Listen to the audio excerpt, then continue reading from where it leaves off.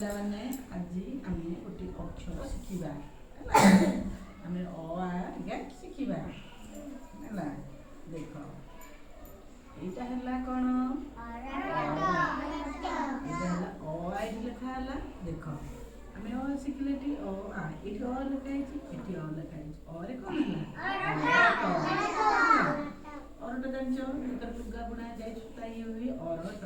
ଏଇଟା ଆରେ କ'ଣ କହିଲ? ଆମ୍ବ ଜାଣିଛୁ ଫଳ ଆମେ ସମସ୍ତେ ଖାଉଛେ, ଆମେ ଖାଉନି ନା? ଏଇଟା କ'ଣ କହିଲ? ଇଟାରେ ଆମର କ'ଣ ହୁଏ?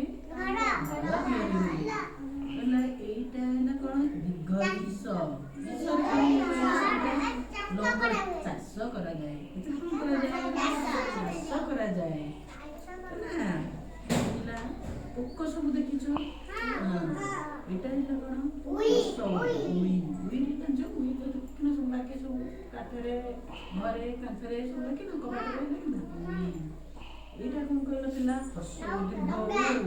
ଦୀର୍ଘ ମାନେ ନୌକା। ନୌକା ମାନେ କ'ଣ କହିଲ? ଡଙ୍ଗା କୋଉଥିରେ ଚାଲିଲେ କୋଉଠି ଚାଲିଲେ?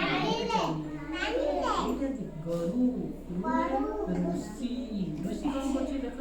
ବାବାଜୀ କରୁଛି, ତପସ୍ୟା କରୁଛି, ଭଗବାନଙ୍କୁ ଡାକୁଛି ହେଲା ଋଷି।